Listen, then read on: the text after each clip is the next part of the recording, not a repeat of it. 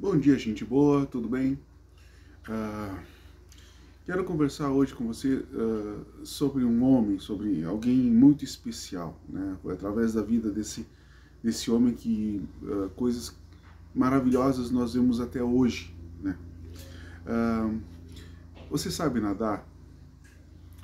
Qual é o aspecto mais difícil em saber nadar? Eu não sei nadar, mas eu entendo que se eu fosse nadar, seria mais fácil nadar a favor da corrente do que contra a corrente, né?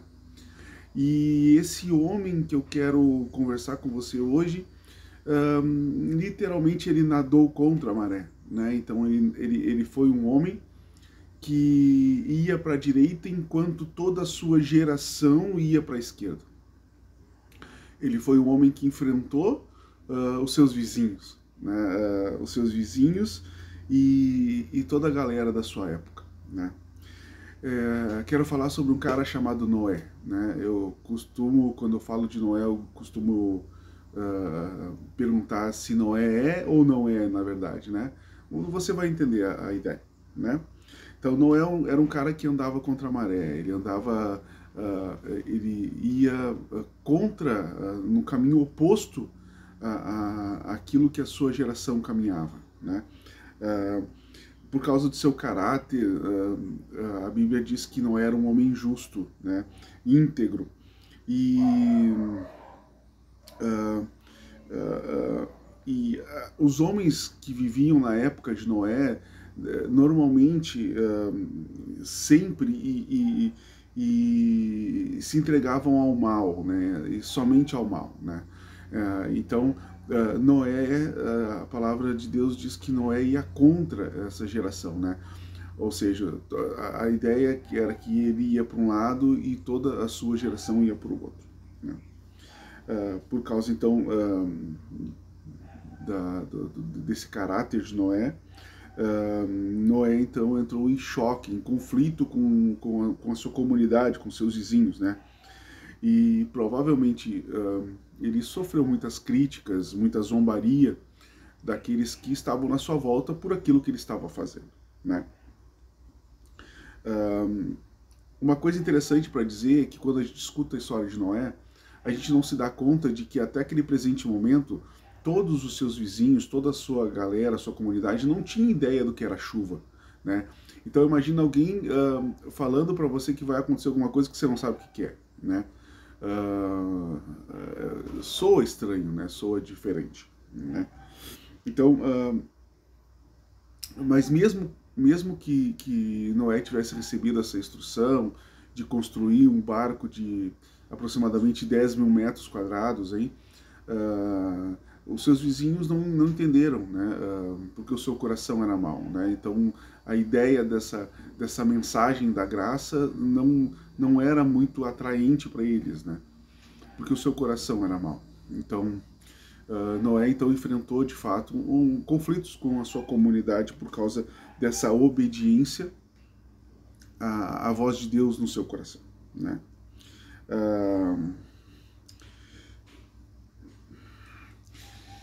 Noé não chegava a falar sobre a salvação, mas cada vez que ele colava a madeira, cada vez que ele serrava uma madeira, cada vez que ele martelava um prego, isso tudo era a mensagem da graça de Deus, disposta a salvar a humanidade. E é o que nós vemos hoje na figura de Jesus Cristo, né? Mesmo com todo esse conflito, mesmo com toda essa luta contra os seus vizinhos, Noé seguiu à risca as ordens divinas, né? Ele construiu então a maior embarcação que a gente pode ter ideia, né?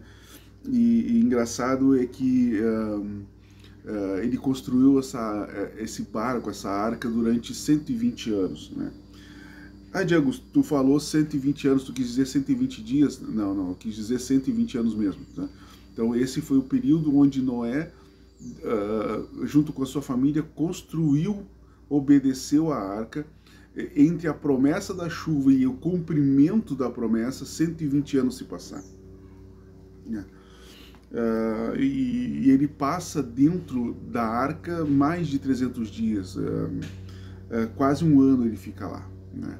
Então Noé trabalha incessantemente, crendo, né, na graça de Deus, na graça provisora de Deus, que proveria e cumpriria suas promessas, né, os seus avisos. Diego, mas por que Deus então lavou o mundo com água? Porque o mundo naquela época era mau, assim como é hoje, né? E a ideia é que a graça do Senhor salva, né? A ideia, na verdade, é que todo mundo da época de Jesus, da época de Noé, falava muito sobre essa questão de Noé construir a arca, mas no final das contas todo mundo queria estar dentro daquela arca, né? Então, no começo, Noé foi repreendido por construir, mas no final todo mundo queria estar lá dentro, né? Quando começou a chover, né? Infelizmente, a última coisa que nós aprendemos sobre Noé não é sobre a sua desobediência. Ele navegou sobre as águas um ano, mas acabou se afogando em terra seca, né? E engraçado é que basta uma imprudência, né? Basta um erro para arruinar uma vida inteira de acertos, né? Para arruinar uma vida inteira de obediência. Eu tenho certeza que você percebe que muitas e muitas vezes nós acertamos e acertamos e acertamos, mas basta um erro nosso que ele tem muito mais evidência do que todos os nossos acertos, né? É estranho viver assim, mas é uma realidade do pecado. Então, é um aspecto para que a gente possa pensar, né? Será que um erro apaga uma vida inteira de acertos, né?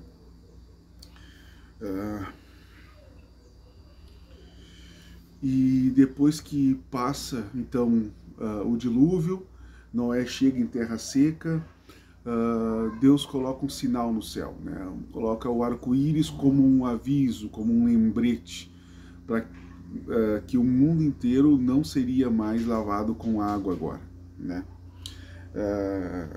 Por isso que eu comecei dizendo que até hoje nós vemos algo especial que aconteceu lá com Noé, ainda existe hoje. Ainda hoje nós podemos olhar para o céu e ver o arco-íris. A ideia principal da mensagem é talvez a gente erre, e nós vamos errar, né? Só que isso vai acabar com uma vida inteira de acertos. Acho que nós temos a capacidade de voltar, de nos arrepender e seguir em frente novamente, né? Fica a dica: Noé é ou não é? Na minha opinião, Noé é. Noé é. É um exemplo de liderança que apesar dos seus erros, ele obedeceu, ele ficou firme e envolveu a sua família no seu ministério. Grande abraço, Deus te abençoe, fique na paz.